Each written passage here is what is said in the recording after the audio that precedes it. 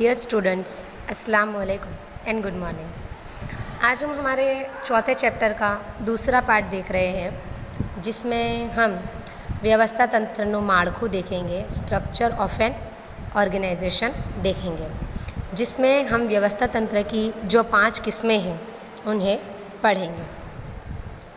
व्यवस्था तंत्र की इंतज़ामी ढांचे की जो 5 किस्में हैं उनके नाम ये हैं। पहला है रैखिक व्यवस्था तंत्र, दूसरा है कार्यानुसार व्यवस्था तंत्र, तीसरा है वैधिक व्यवस्था तंत्र, चौथा है अवैधिक व्यवस्था तंत्र और पांचवा है श्रेणिक व्यवस्था तंत्र, जिसमें आज हम हमारे 2 व्यवस्था तंत्र की बात करेंगे इंशाल्लाह। सबसे पहले हम बात करेंगे रैखिक व्यवस्था तंत्र की, उसके बाद हम बात करेंगे कार्यानुसार व्यवस्था तंत्र की। तो अब हम हमारा पहला व्यवस्था तंत्र यानी पहला इंतज़ामी ढांचा देख लेते हैं, जिसका नाम है रैखिक व्यवस्था तंत्र। रैखिक व्यवस्था तंत्र ये हमारा मोस्ट IMP क्वेश्चन है, हमें इसको ध्यान में रखना है। और अब आप चाहो तो नोट डाउन करते जाओ।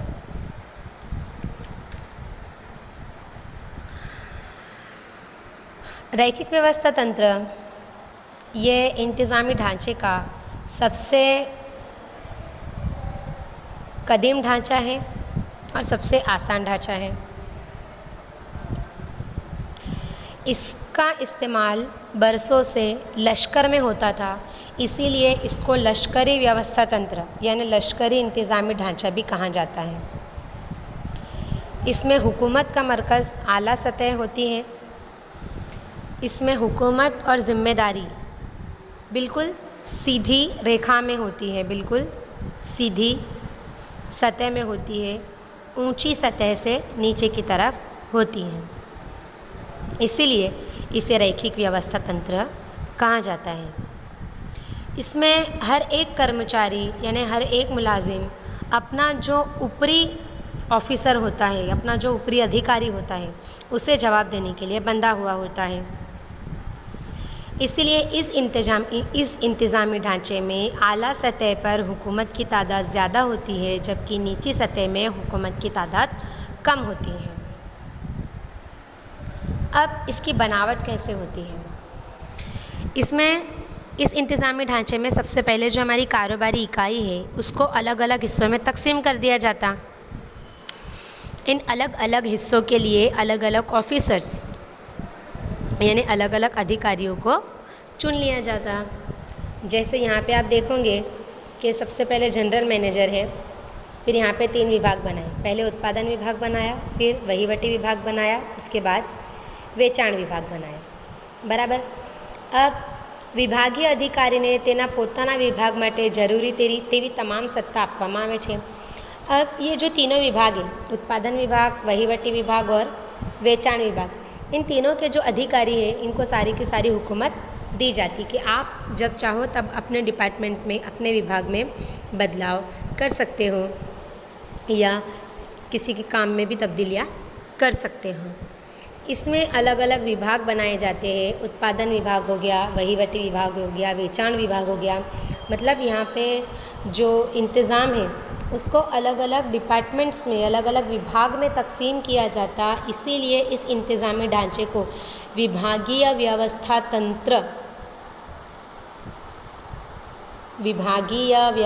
तंत्र के नाम से भी जाना जाता है,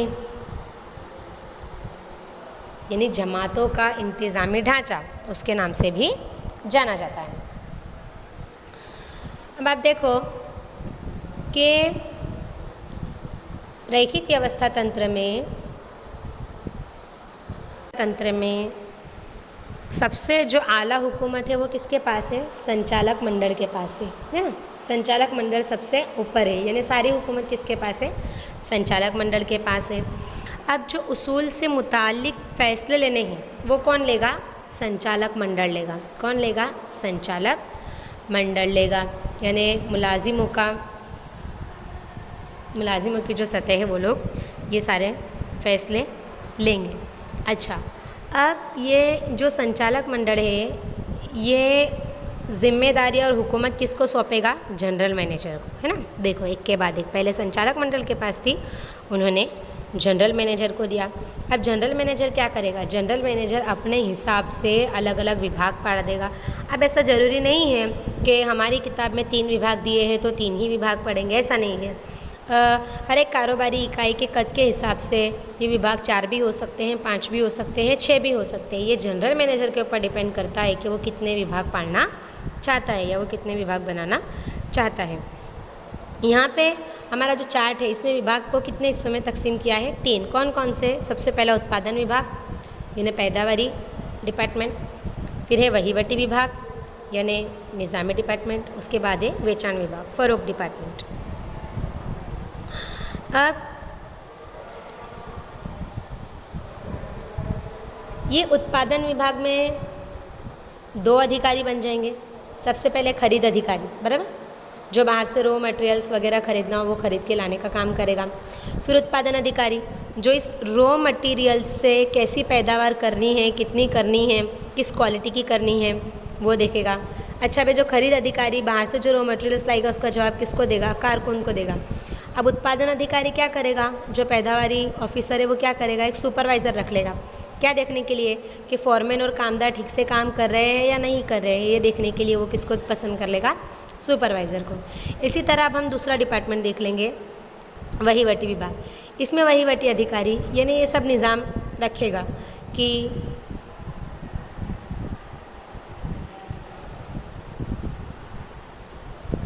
कच्चा मटेरियल्स हमारा कितने का आया, हमें पड़तर कीमत कितनी हुई हमारे सामान की, हमको बेचना कितने में है वगैरह। ये हिसाब वो किसको देगा? कारकुन को देगा। उसके बाद वहीवटी विभाग में हिसाबी अधिकारी, हिसाब रखने का काम कौन करेगा? हिसाबी अधिकारी, लेकिन वो अपना काम किसको देगा? कारकुन को देगा। फिर आता है वेचाण विभाग फरोख्त डिपार्टमेंट। इसमें सबसे पहले एक वेचाण अधिकारी बना दिया जाएगा जो अपने हाथ के नीचे काम करने वाले सेल्समैन को डोर टू डोर सर्विस करानी है, बराबर, डोर टू डोर उन्हें सेल्स के लिए भेजना है या फिर एक पर्टिकुलर जगहों पर भेजना है, वो डिसाइड करेगा। उसके बाद वेचाण विभाग के अधिकारी की ही उसके बाद वेचाण विभाग में ही एक और अधिकारी बना दिया जाएगा जिसका नाम रहेगा विज्ञापन अधिकारी, जो अपनी जो प्रोडक्ट है उसकी पब्लिसिटी करने का काम करेगा। और वो विज्ञापन अधिकारी कर्मचारी रख लेगा जो जगह जगह जाकर फिर शायद पैम्पलेट्स बांटे, या फिर वो अपने देखते हैं ना कि वो साइकिल वाली रिक्शा होती है वगैरह, उसके ऊपर भी अपने को पब्लिसिटी या तो एडवर्टाइजमेंट देखने को मिलती है। ये सारा काम किसका रहेगा? विज्ञापन अधिकारी का रहेगा। लेकिन ये जो रैखिक व्यवस्था तंत्र है, ये रैखिक व्यवस्था तंत्र कहाँ पर काम आएगा हमें? ये जिस इकाई का कद छोटा हो और जहाँ पर काम महदूद तादाद में होते हो और जहाँ पे काबू और अदब के सवालात बहुत कम हो, मसाइल बड़े कम हो, वहाँ पर हम इस इंतज़ामी ढांचे को रेडी कर इस पर अमल करवा सकते हैं। इसके बाद हम हमारे दूसरे इंतज़ामी ढांचे की बात करेंगे जिसका नाम है कार्यानुसार व्यवस्था तंत्र। इसकी तस्वीर आपको देखने में थोड़ी सी टफ़ लगेगी, लेकिन ये टफ़ नहीं है, आप समझोगे तो इंशाल्लाह आपको इजी लगेगी। हमने क्या देखा रैखिक व्यवस्था तंत्र में, रैखिक इंतज़ामी ढांचे में, कि उसमें काम से ज़्यादा किसको अहमियत दी जा रही थी? विभाग को अहमियत दी जा रही थी, है ना, डिपार्टमेंट को अहमियत दी जा रही थी, और वही उसका सबसे बड़ा हुदूद है।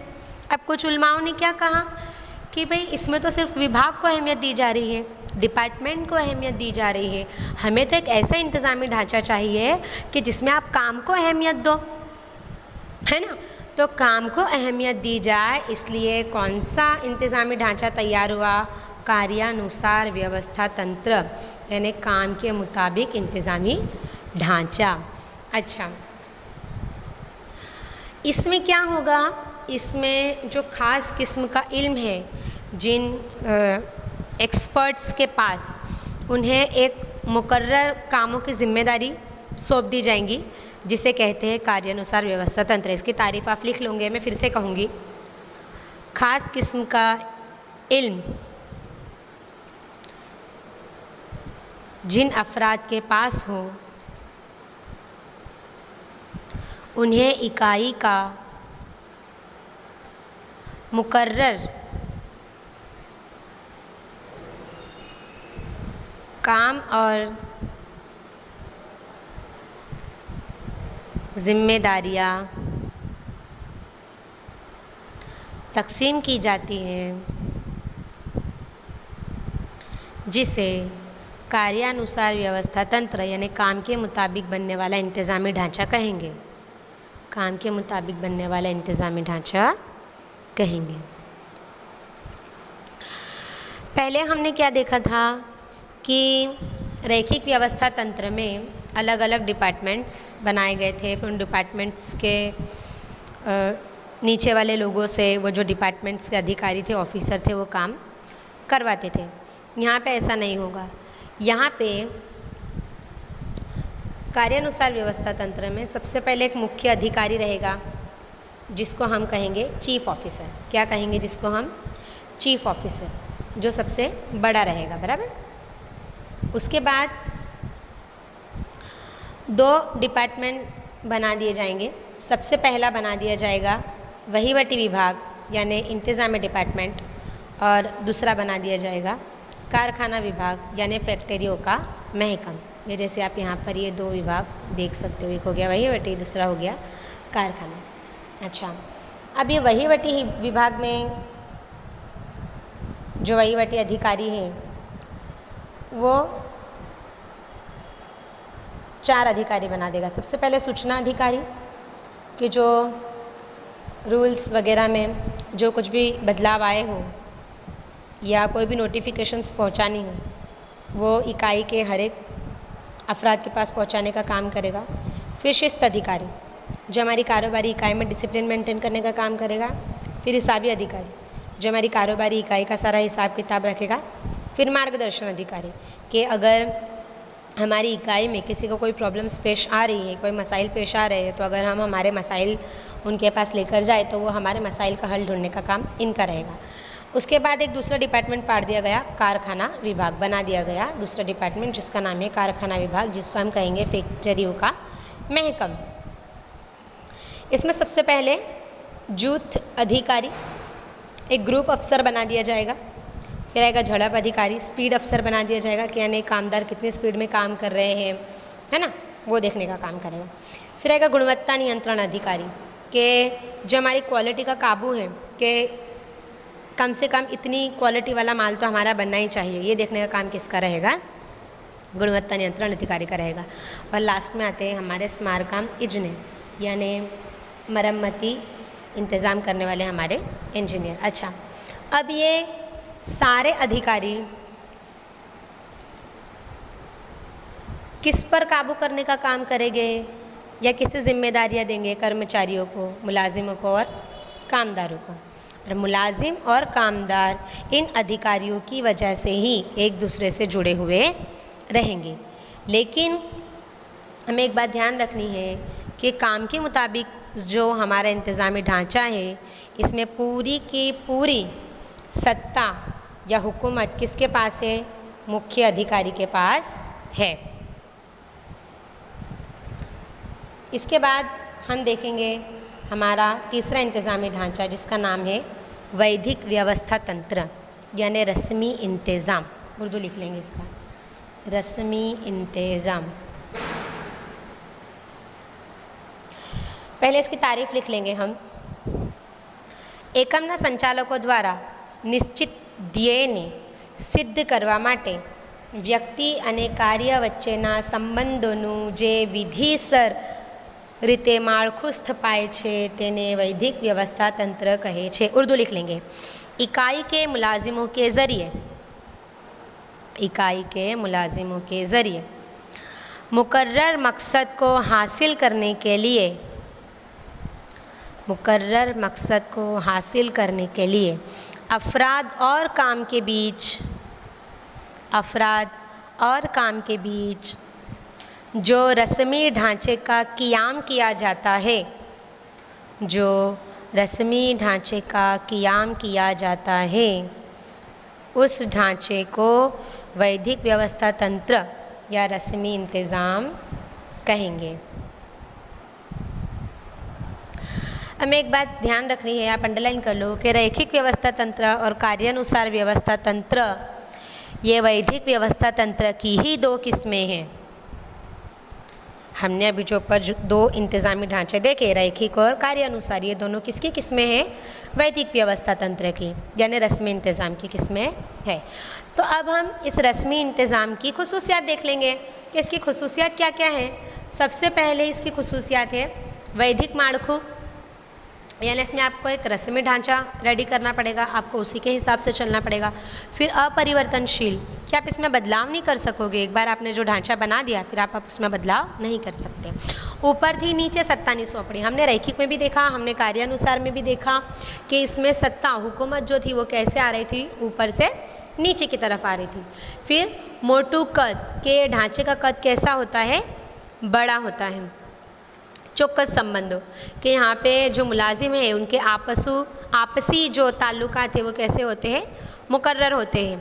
और फिर माहिती संचार यानी खबर रसानी, कि यहाँ पर आप जो खबर रसानी करोगे वो सिर्फ आपके काम के ही रिलेटेड होगी, उसके अलावा आप गैर रस्मी खबर रसानी कोई भी यहाँ पर नहीं कर सकते हो। तो आज हमने हमारे इस चौथे चैप्टर के दूसरे पार्ट में 3 इंतज़ामी ढांचे पढ़े हमारे। सबसे पहला हमने देखा रैखिक व्यवस्था तंत्र, फिर हमने देखा कार्यानुसार व्यवस्था तंत्र, और फिर हमने देखा वैदिक व्यवस्था तंत्र यानी रस्मी इंतज़ाम। इंशाल्लाह हम हमारे आने वाले पीरियड में अवैदिक व्यवस्था तंत्र देखेंगे और श्रेणिक व्यवस्था तंत्र देखेंगे। ठीक है, अगर आपको इस वीडियो में किसी चीज़ में ना समझ पड़ी हो तो आप मुझसे रब्ता कर सकते हो।